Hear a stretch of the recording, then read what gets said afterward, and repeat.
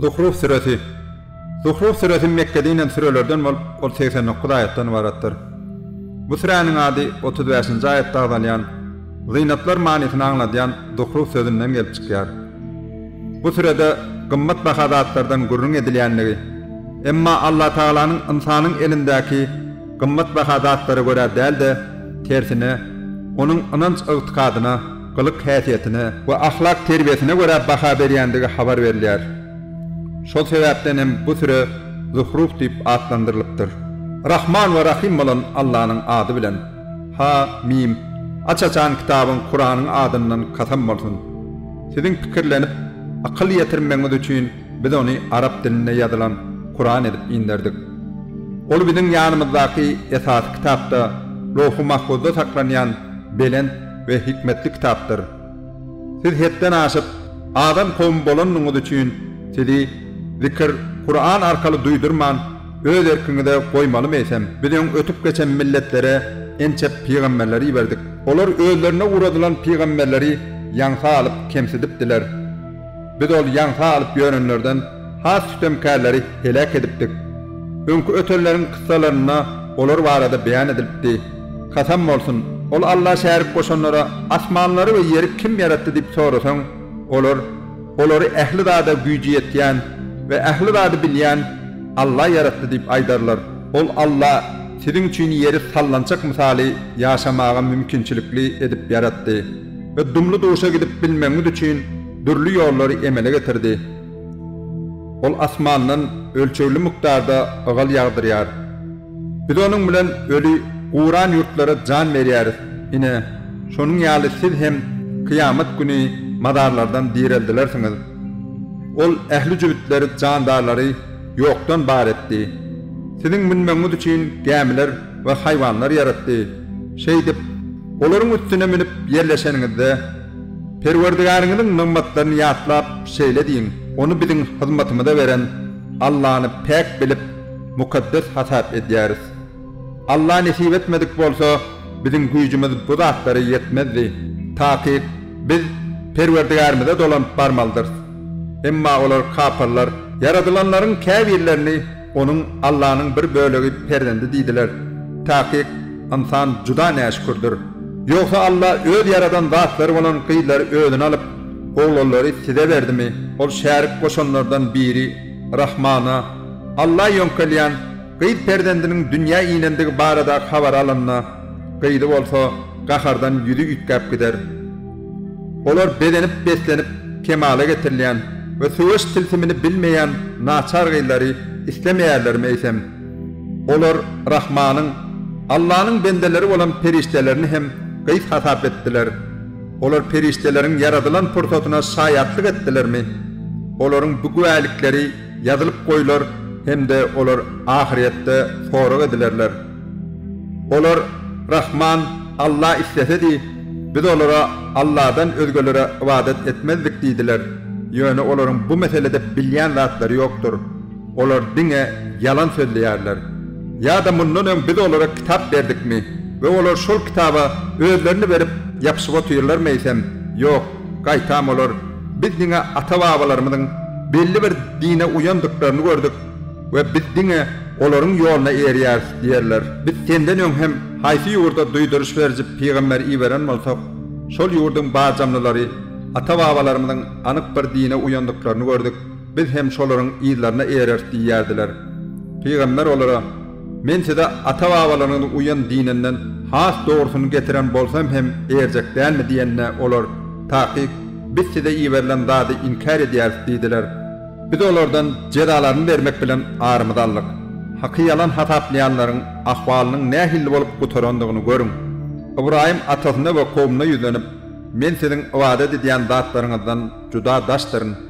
Men diňe meni yaradana iman getirýärin.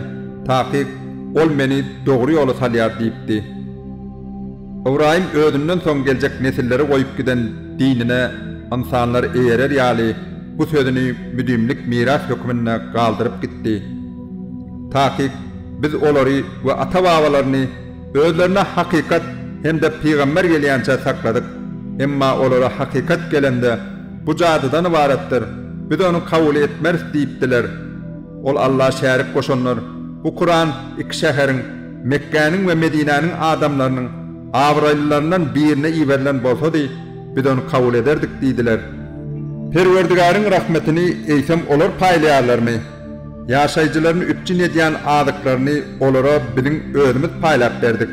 Olaryň insanlaryň bir bölegi beýleki bir bölegini garamagyna saklasyn diýip birek-biregi derece taýdan tapawutlandyrdyk.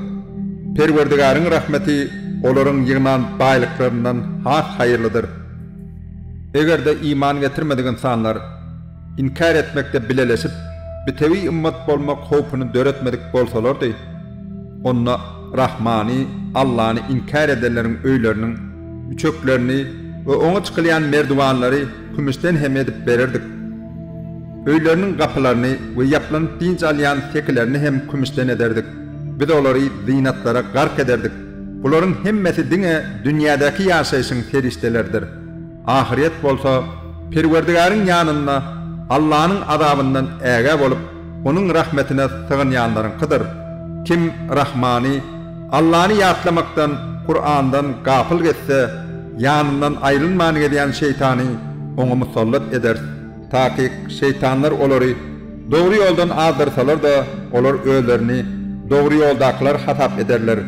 Şeytanyň dosty bolan kişi soň bide gelenne ol ýoldaşyny ýödenip, "Käşke meniň bilen seniň araňa, Gunnogor bilen Gunmataryň arasyndaky ýaly uzak aralyk bolan bolsady, sen nähilli erbet ýoldaş ekeniň diýer. Zulm edenniň sebäpli ol günside puşmanyň peýdasy degmez, sebäbisiz azab bilelikde dadarsyňyz. Ey Peýgamber, sen kerleri estirip bilersiňmi? Ýa-da körleri we adamlary dogry ýola gönüpdirip bilersiňmi? Biz seni olaryň arasyndan alyp gitsek de, onda da olardan arymyzy alarys. Ýa-da biz olara wada beren adamydy saňa hem görkezip biler. Sebäbi biziň güýjümiz olara da yeter. Sen özüňe wahy arkaly iýerilen hawara mäkem ýapys. Elbetde sen dogry ýolda barýarsyň. Takyp Kur'an saňa we kowmuňa iýerilen öwütdir. Geljekde kıyamet gününde siz Kur'an'a amal edişiniz barada jogapkärçilige çekilersiňiz. Biz olara senden öň iýerilen peýgamberlerimiziň ummatlaryndan soraň, Rahmanyň Allah'dan özge hudaýlara ibadet edin diýipmidik? Kasam bolsun, biz Musany ayetlerimiz bilen bilelikde Firgawna hem de onuň ýanyndaky eginleşlerine iýeripdik.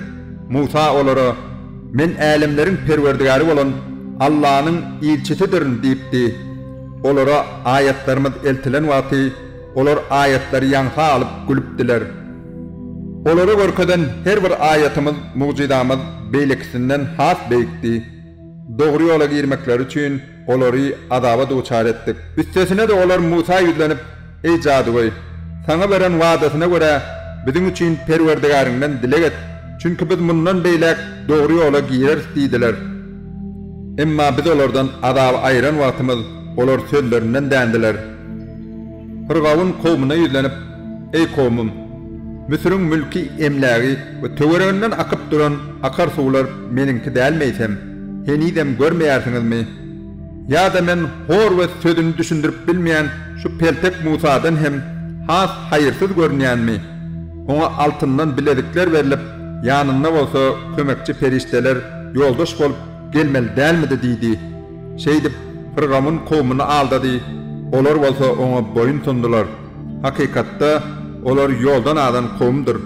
Olar Musa boyun bolman gaharmyda duçar bolanlaryna biz olardan ar aldyk. Oň hemmesini suwda gark etdik.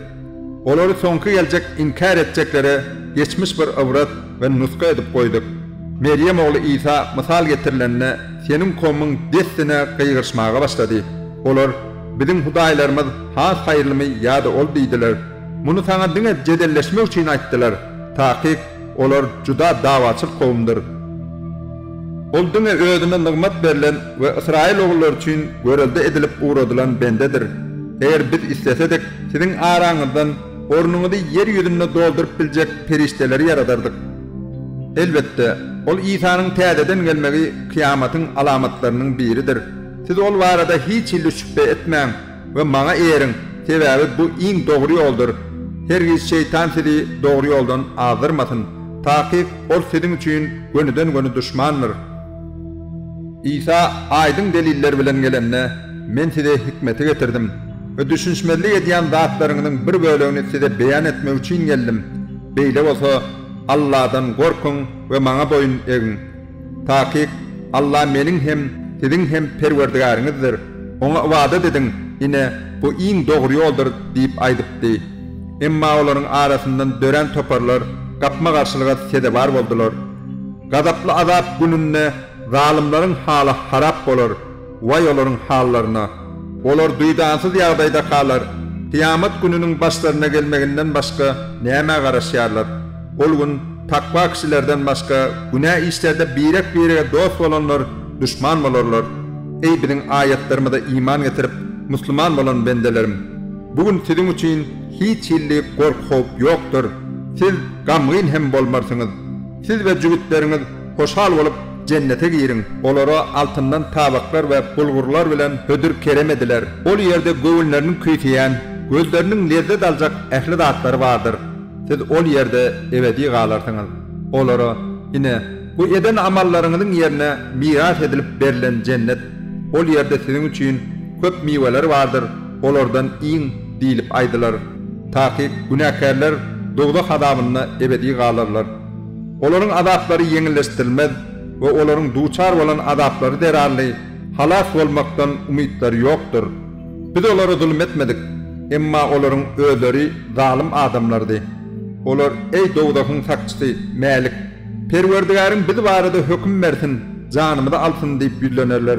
Melik onlara, siz şeydip kalarsınız deyip aydar, kasam olsun, biz size hakikati getirdik, emma sizin köpeğiniz hakikati halamayarsınız. Belki olur Allah şerik koşanlar bir işi berca etmek barada karara gelendirler. Takip biz hem karara geldik.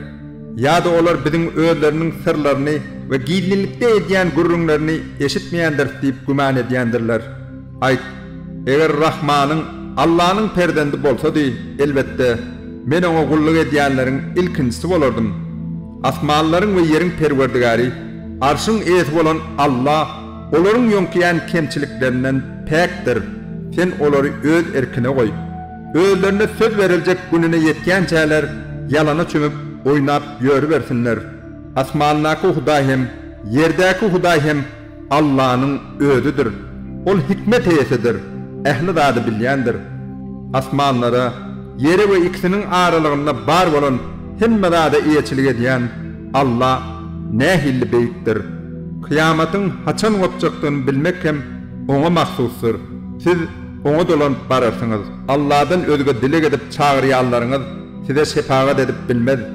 Dine ilim bilen hakikate şayatlık edenler elbette şefaate yeterler.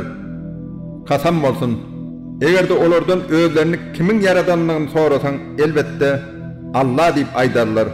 Eysem onda neyim için Allah'a kulluk etmekten yüze uğrayarsınız. Allah'ın peygamberi, ey perverdigarım, bular iman getirmeyen kavimdir dedi. Allah, hazırlıkça sen onlardan yüze uğur ve onlara size salam olsun deyip ayt. Olar tiz vakitte hakikati anık bilerler dedi.